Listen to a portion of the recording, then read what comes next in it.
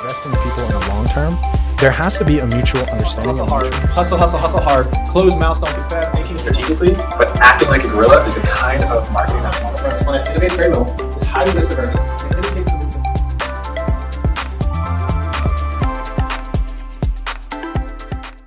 In this video, we're talking about the motives that people have to desire a position of leadership. So they're motivated to have power, they're motivated to be in a position of power, they're motivated to gain resources, to control resources. And it's a fascinating conversation if you're interested in that subject. And what is important to understand before we unravel leadership motives and a desire to lead is understanding a little bit about the implicit or trait-based approach to leadership, which, if you think about it, there's certain kinds of traits which would have a more of a propensity to get people to have a desire to lead or be motivated to lead. So if you think about extroversion specifically, extroversion sub-factors into both assertiveness and enthusiasm. So people who are assertive and enthusiastic, likely if you're in a situation where things need to get done, you're going to step up and take the lead. And in addition to that, you think about the trait of agreeableness. People who are low on agreeableness are not as inclined towards compassion and not as inclined towards being polite, which means if they were low on agreeableness, they would probably not worry about what other people think about them. They would just want to get things done. They would have a orientation towards action and an internal locus of control.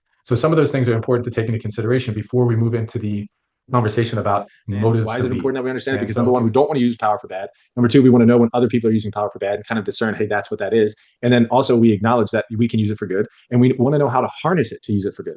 Like for instance, we're going to have a topic about political behavior and leadership. So leadership and politics, and what politics usually people think of is Democrat, Republican, and the government and all this kind of stuff. And really what that is, it's derived from a natural human tendency to have political behaviors, to try to influence people in our social groups so that we can get the outcomes we want. And so political behavior exists everywhere we go, whether you like it or not. Thomas Aquinas actually talks about political nature being just inherently, St. Thomas Aquinas, this is a philosopher and a theologian, being inherently a part of how humans interact. And so we'll talk about that. So the reason why I bring all of that up is because when you think about motives, some people do have a motive to attain power. And is that good? Is that bad? We'll talk about that. So once we transition out of chapter 2, that's when we're going to. So, all right, why are we talking about power, Professor Kershner? Because power is real. It exists. It is a social construct. It is a value-driven construct just as much as leadership, management, just as much as economics. Power is something that can be talked about. It can be broken down. It can be, and it can be studied. So formal power, as we all have experienced in our past, and I've talked about these, really has 3 dimensions. And formal power is assigned power. Somebody has formal power because they've been put in a position.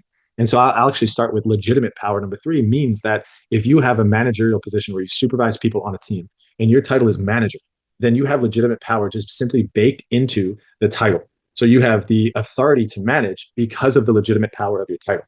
So that's all that means, is that you've been bestowed a title. That's legitimate power.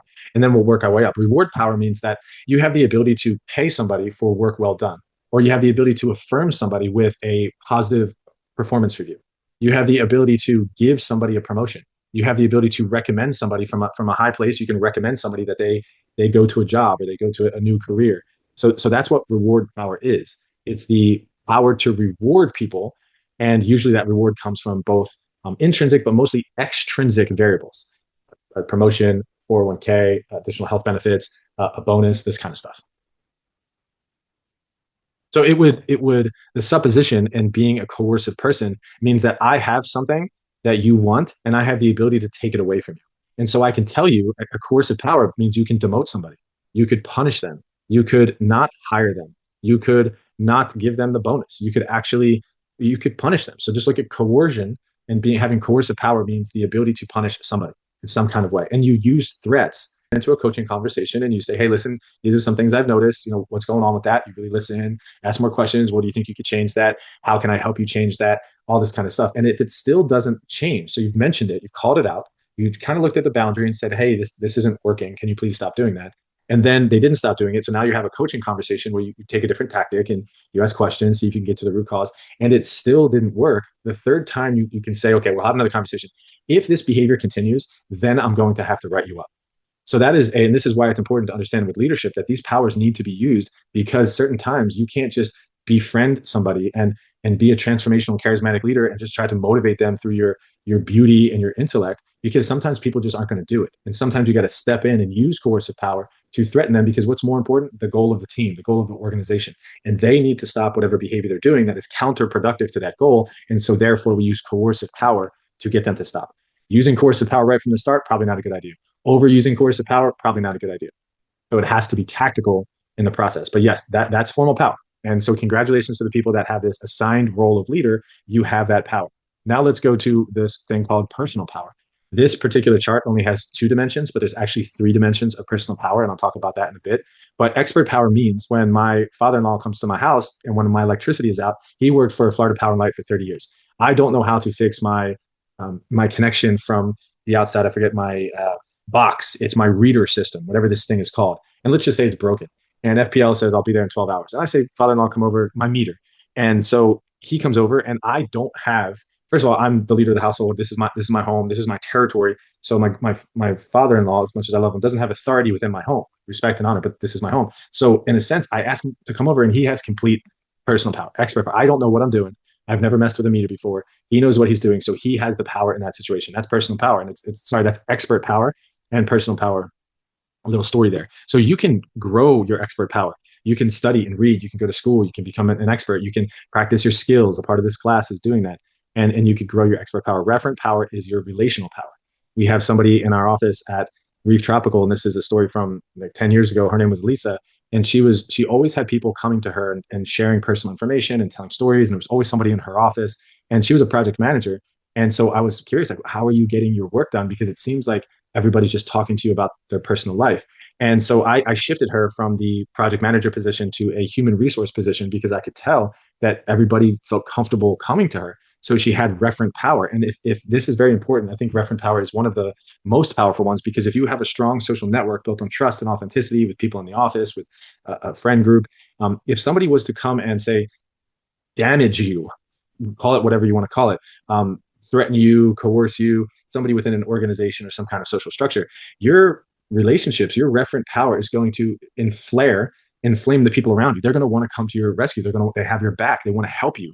And so if you think about that just from a practical standpoint, as a leader, you have to know the people on your team that have referent power, that have social influence. And at times you have to be aware of that, you have to be cognizant of it, and you could use that social influence that they have to your advantage, or you could try to impede upon it and try to enforce certain standards on them where they could very well, I'll say it very derogatory, they could not like you, and therefore if they don't like you, then a lot of other people are not going to like you too, if you understand what I'm saying. So it's a powerful personal power, being likable, having, what we talked about last class, warmth, this kind of stuff. So the last personal power, again, is called informational power. Just imagine it was right there. And I'm going to read the definition for you because it's a form of personal power.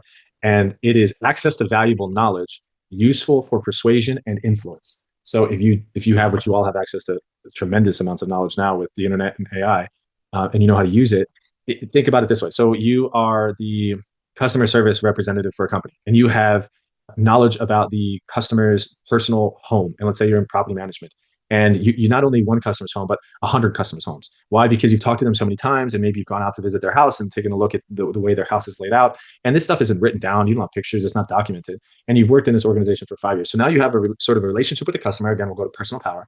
And because you have that referent power. And in addition to that, you have information in your mind about the whereabouts of things in this customer's house. This is information that nobody else in the organization has. And so the reality is that's power. That's informational power that you have about specific things for customers. And so you can go on and on within an organization or anywhere where you have unique tacit knowledge. And it might even be procedural knowledge. Like, you know how to do something that's really unique or cool that nobody knows how to do. There's a funny movie called Office Space. Some of you are probably too young to have seen it, but there's a printer that just doesn't work. Nobody can make the printer work. So sometimes there's that person in the office or that person that knows how to make that technology work that nobody knows how to fix this printer, but they come over, they tap a few buttons, they open, close a few things, and voila, it's working. And they're like, oh, thank God for so-and-so, because they have the information necessary to make technology work. But that's power. So I guess that's a form of informational power. All right, so the model shows us that leadership effectiveness isn't about having the right personality. It's not just about having the right personality. It's about how your traits are shaped by experience into skills that produce real outcomes. It's really trying to understand the difference between what would be the emotional brain and the rational brain, and acknowledging that Each person has both inside of them, meaning they're logical, they want facts, they're objective in a sense, and they also have emotions. And one without the other is nonsensical. So, in a lot of ways, we have to realize that if a person is emotionally stuck, that good luck trying to rationally explain why they need to get up and move to this direction. It's probably better to give them a hug, pick them up, sit down with them, have a conversation, and engage their emotions to motivate them to move forward. And then once they start moving forward, that's when you give them the objective direction. So with understanding that we have these two different functions within our brain, one thing to be able to control our own behaviors, it's a totally different thing to try to influence the behaviors of others. A wise person has told me and continues to tell me that I can only control my actions and my attitude. How you interpret it, how you behave based on my actions, attitude is completely out of my control. As a leader, I say, yeah, that is the case, but I'm really good at controlling my actions and my attitude. And I think by controlling my actions and my attitude, I can influence you to be motivated to do similar things, to come with me, to do what I'm asking you to do. And so we do have to believe that we can't change somebody else's behavior, but we can influence them. How do we influence them? We engage their emotions, we engage their rationale, we show them direction, and we show them the path. Direction, motivation, path. Emotional brain, rational brain. These are key elements to understanding other people because that's what it's about. We have to understand what the heck is happening with other people and why do they want to be in a position of leadership? What do they love and respect and admire in life? So effective leaders have frequently been distinguished by their motives and needs. Leaders have an intense desire to occupy a position of responsibility for others and to control them. Management, by the way, all of you have taken principles of management class, and if the professor was good, he explained that management is about planning, organizing, leading, and does anybody know the third one or the fourth one? As we know, leadership and management are sort of intertwined. And in essence, in an organization where you have a position of power, you have authority, you're controlling resources. And guess what is a major resource? One of the most important resources that we have in an organization? Human resources. And like it or not, they are a resource. And yes, of course, they have an inherent dignity and we don't want to call them an object, but from a practical, objective, rational standpoint, they're a resource to produce things within an organization to create value for our customers. And they have to be put to work with it. They have to be utilized. They have to produce. They should want to produce. They want to have move forward to a compelling goal. So in a sense, we have to control them. And I know that sounds bad. We're not controlling them like a remote control, but we're setting up the boundaries. We're putting them in roles. We're assigning responsibilities. We're holding them accountable to achieve the goals that we initially set out to achieve. So in an element of that, we're using both our formal power and our informal power to ensure that they're getting things done. And that's a responsibility. It's a major responsibility. And it's not for everyone. But certain leaders, when you hear that, they're like, you know what? I think I might be the right person for that job. I love people. Yes, I have no problem being enthusiastic and assertive in the work environment. And I can assert myself. If somebody's taking advantage, I could tell them they're taking advantage. I could have a casual conversation with them. And I have no problem being responsible to make sure that people get work done. Effective leaders have a strong need to control resources. And think about that for a second. And let me try to put it into perspective. Maybe you play video games. Interesting perspective. But when you attain different levels and different powers and different things you could put in your treasure chest, you kind of look at it and say, okay, how can I use this? Is it the right time to use this? And does that excite you? Some of these games are really interesting. I played a video game one time, and maybe you all can relate. It's called Utopia. And sorry to digress, but in Utopia they had orcs and thieves and fairies, and they had these different races of people or species in a sense. So you had to pick which one you wanted to be, and each one had different powers and different resources that they were good at. And you were positioned within a kingdom, so you worked with people within your kingdom, and there were like other people that would come and attack you, and you can declare war on people. But before you declare war, you have to do an investigation. It was very resource driven, and you only had certain sets of skills, and you had to collaborate with the other people in your kingdom in order to effectively win. It was an extremely strategic, extremely interesting game. And then, of course, you go out and you do a war with someone and you bring back additional resources. And then so you could use those resources to build your kingdom. And, what an image in a way of competition and, even what's happening in geopolitics right now and what's, human society and motivations and rewards and attaining resources is up there for a lot of people, and attaining and controlling resources. So leaders tend to say, hey, not only do I want that, and not only do I know that I'm pretty good at it, but I know how to use resources to attain goals. So a desire to attain leadership roles, as well as to expend effort to meet the requirements of a leadership role. People have different specific reasons for wanting to be leaders, wanting to be a leader, but still have general motives of wanting to lead. 3 types of motivations, and maybe you can classify yourself as one of these, maybe you're all 3 of these, to lead have been identified. One of them is called affective identity, is enjoying the leadership role. So this is sort of a prestige in a sense. You like being in the role of leadership. You like being called leader. I know at Baptist, and some of you work there, they have these badges where underneath the badges it says leader. And it's like you kind of walk into the room and they put this badge because they're the people in charge, hopefully know the organization development people, that they are catering to somebody's effective identity to enjoy the leadership role because they want to tell people they're a leader. And that in and of itself motivates people to lead. Nothing else other than the fact that they have this effective identity as a leader. The second one is social normative, is viewing leadership as a responsibility and a duty. The book that I recommended in the beginning of class by Patrick Lencioni talks about the motive, and he mostly says that this is the right path. If you're going to be motivated to lead, it tends to be that people with a social normative view of leadership usually they sustain themselves as leaders, and they usually have intrinsic motivation to do what is right, and they're usually most effective over time. When you look at a 1 year, 2 year, 5 year time horizon, that's not always the case. But when you look at a 20-year time horizon, having a social normative motivation, viewing leadership as a responsibility and duty tends to work out great. The next one, the last one, is non-calculative, is viewing leadership positively despite potential cost. So what that means is something with what Rashida said at the beginning of class is this trepidation to lead. It's a risk. You're exposing yourself. You're putting yourself in a vulnerable position to be condemned by others socially. The reality is when you step into leadership, people might not like you just because you have legitimate power, period. For no other reason other than you're the leader, they don't like you. And they might act irrational and emotional around you. They might be in a certain type of way just because you hold a position of leadership. But non-calculative means they're doing it anyways, regardless of what it costs them. So that's a pretty good way to look at it as well. So let's talk about the power motive. Effective leaders have a strong need to control resources. We talked a lot about that. Leaders with high power motives have three dominant characteristics. They act with vigor. Can we best define vigor? It's a great word. I'm going to define it well. Vigor refers to a person's level of energy, drive, and sustained effort when pursuing tasks or goals. In a leadership context, vigor shows up as high physical and mental energy, persistence even when work is demanding or setbacks occur, a visible willingness to engage, take initiative, and keep going. That's vigor. So leaders with high power motives have three dominant characteristics. They act with vigor and determination to exert their power.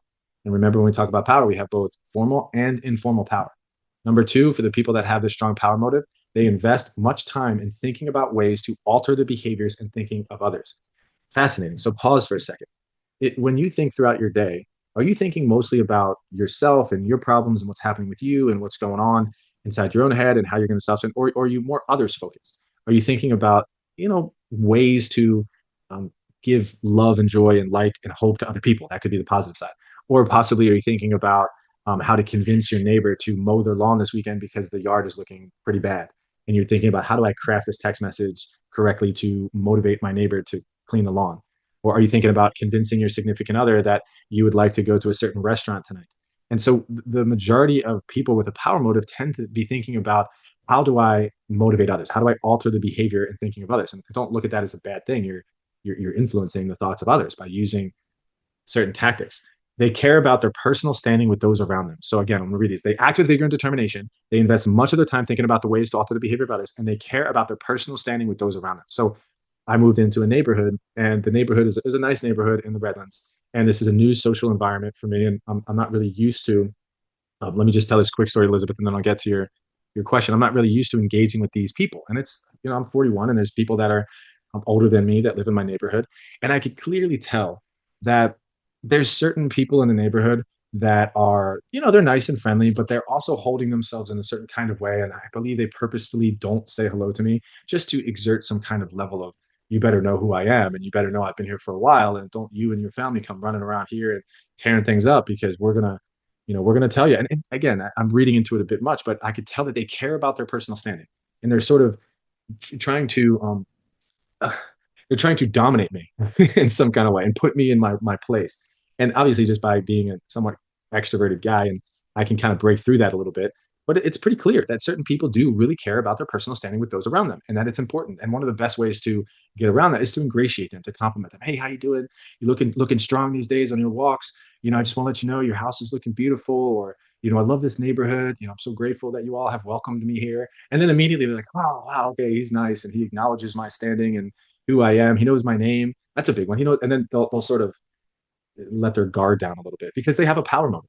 Okay, cool. So we'll move on. Personalized power motive. Seek power to further their own interest. This is now different than what we were talking about before, and it's categorizing the power motive into two different types of motives. One is personalized power motive. They seek power to further their own interest.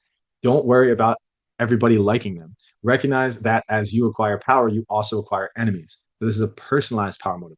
A socialized power motive, which might be more healthy and integrated into effectiveness over the long term, is they seek power to achieve organizational goals or a vision. So see the contrast there. Those with a personalized power motive seek power to further their own interests. All right. Number two, socialized power motive, seek power to achieve organizational goals or vision. So when we talk about the definition of leadership and we talk about effective leadership, you could see how one type of power motive might be more inclined to lead organizations than others. It doesn't necessarily mean that a personalized power motive might work for a temporary time being, but a lot of them, they're going to have to integrate that and mature through that personal power motive to realize that it's not about them. It's about the team. It's about the organization, and change their ways. A lot of people with a personalized power motive over time, they will burn relationships, and sometimes they will fall out of, they will have that leadership transgression that we talked about, a moral or ethical failure. And unfortunately, people will then see their true colors, and they'll likely lose their credibility as a leader with too much personalized power motive.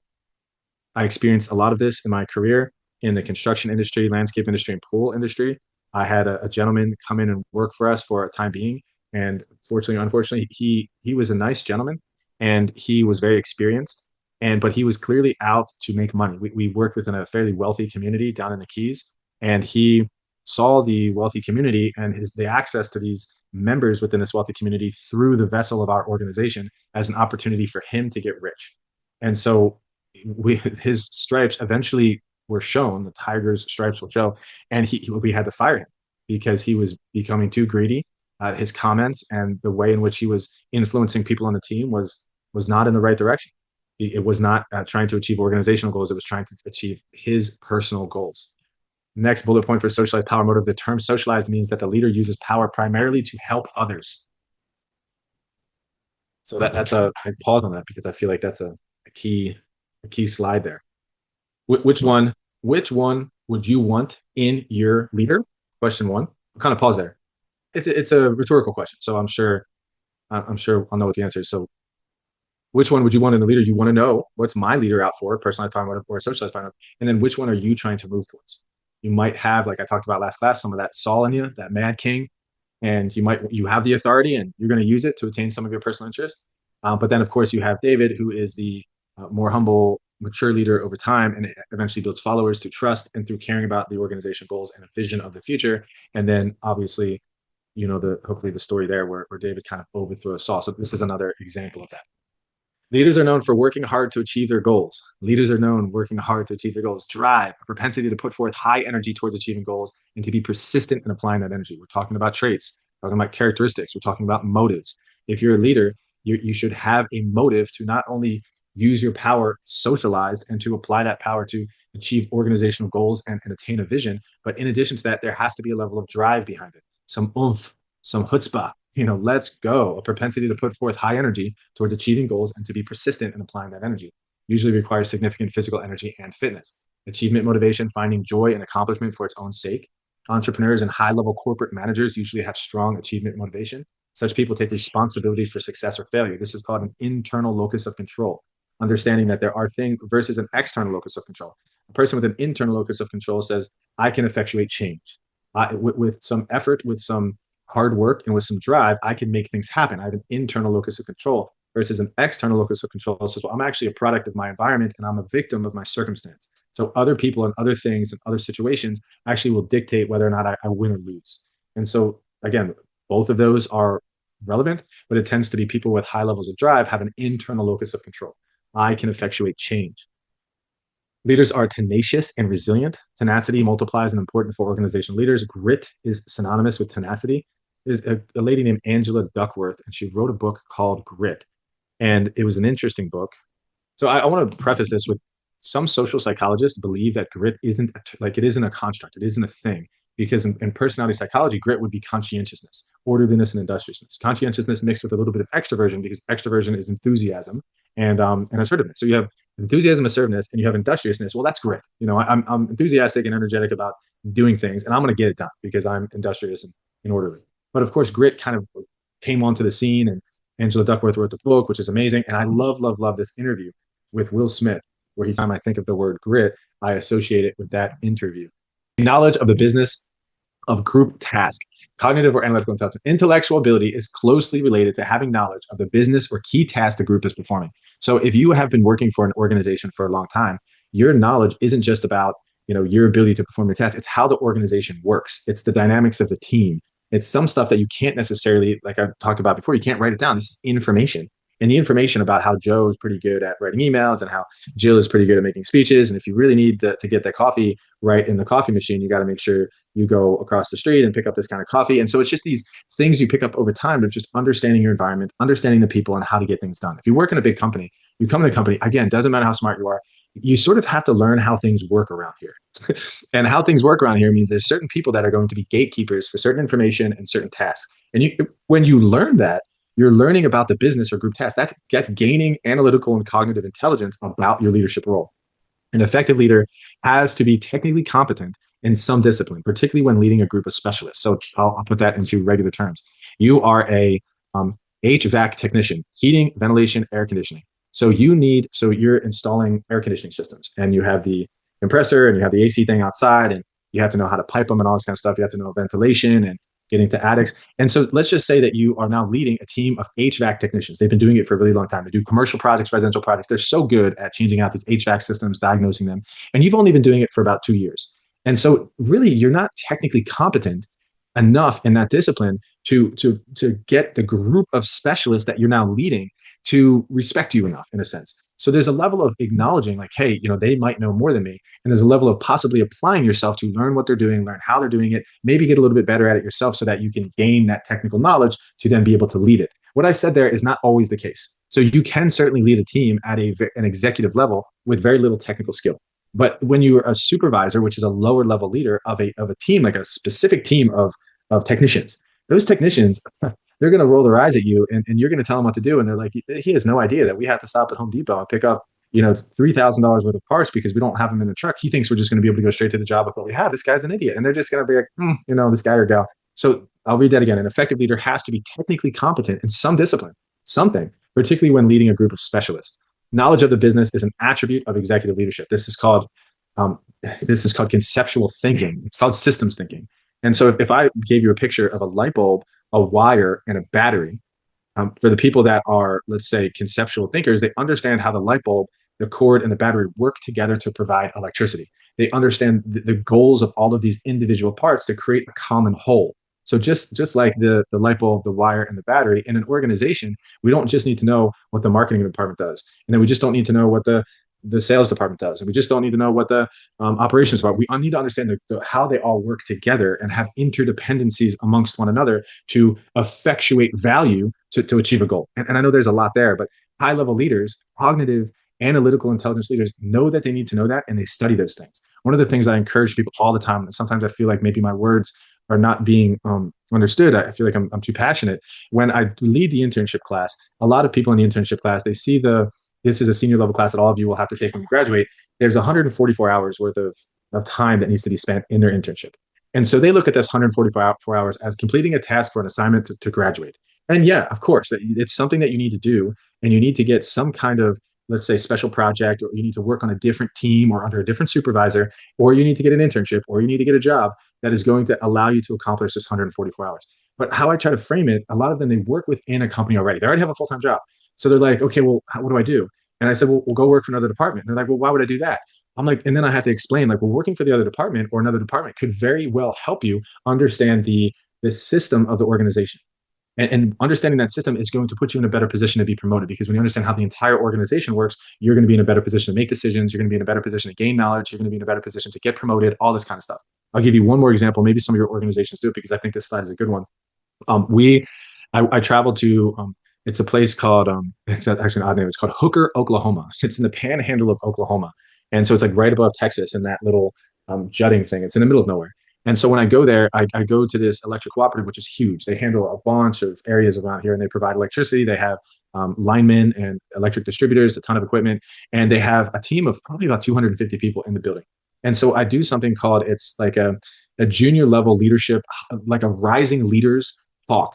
And every time I go there, they have a program where the rising leaders they're reading a book and they're meeting once a month. And so what the the chief leadership officer, they have a chief leadership officer within this organization. What he's trying to get these folks to do is, one, sign up for the program, participate, and every single month they have to shadow somebody in a different department, a different place, a different wherever. And in the shadowing, they have to spend almost a whole day with them. It might be a half day. They have to take notes. They have to put their notes into an Excel spreadsheet, and then they have to present what they learned. And almost every time when we sit and have lunch together, and we go around the room, and each one of them explains who they shadowed and what they learned. And it's incredible listening to their stories. They're like, man, I hung out with Jenny from the accounting department. I had no idea how much work she does. I thought accounting, all they do all day long is drink coffee and chat, but they're in there sending reports, and they're doing accounts payable and accounts receivable, and they're sending information to the CEO to make decisions, and they're making sure we get paid. And this person walks out of there saying, I have so much more respect for the accounting department now that I spent 4 hours actually seeing what they do and understanding their tasks. So you can see the value of this systems thinking. It's an incredible knowledge to have within organizations. Controversial, sometimes creativity. People believe it can't be learned. Like, you can't learn how to be more creative. Yet with neuroplasticity, and certainly with additional studies that refute what I just said, journaling, exposing yourself to nature, getting in places that are stimulating, that are novel, that are new, and taking advantage of those situations, going through some mindfulness exercises and engaging in practices of creativity actually can help us learn how to think more creative. Many effective leaders are creative in the sense that they arrive at imaginative and original solutions to complex problems. So when you go back to those practical problem skills, this is different. Creative problem skills means if I want to pick up new lawn accounts, instead of just sending them a proposal, I'm going to drive around on a landscape truck, and on the back of the truck, I'm going to put $300, $400, $500 on Frisbees. And I'm going to quote the lawns as I'm driving down the street. I'm just going to throw a Frisbee onto the lawn, and it's going to have my number on it. It's going to have a quote for $200 a month for your services. It's just a unique way to literally drive down the street and quote everybody landscape services. And plus the customer gets a free Frisbee out of it with your logo on it. So that's a unique, different way to solve the problem of picking up new landscape accounts. We have to understand that there are good things about this trade approach, and there are limitations to the trade approach. It's important to know that the strengths of the trade approach, which are cool, and this is why you're doing your assessment, this is why we're spending so much time on it, there's strong evidence that leaders must have the right stuff, which is not equally present on people. So if you are extroverted, it will make it a little bit easier to do certain leadership tasks, but it will not be the one thing that makes that leader more effective. It could help. The chances of being effective might be higher, but it doesn't determine it. That's the point. There's a difference in correlation and causation. It's not causation. It might be some correlation, but it's not the cause. The strength of the trade approach is it serves as a guide to leader selection. It can help people prepare for leadership responsibility. A person can seek experience to help develop key leadership traits. So you can develop these traits over time, hopefully. And then the limitation says that it does not identify which characteristics are absolutely needed and to which degree. It can breed an elitist conception of leadership, thinking the superhero concept of the organization is great because of this one person at the top. Different situations call for different combinations of traits. That's a great one. Amen to that. Different situations call for different combinations of traits. This is why I know and I defer a lot of decisions around my house and a lot of things to my wife. She is my wisest counselor. She is better than me at certain things. She's inclined to do things that I am not nearly as good at. And thank God for her, because I would be a wreck around here if it wasn't for her. So deferring things to her is more important. Can lead some to be strong at one trade at the exclusion of its opposite. I think that means one trait at the exclusion of its opposite. So that's pretty much it for chapter 2. Inspirational when you reflect on some of these leaders that one might consider to be heroes and think about their lives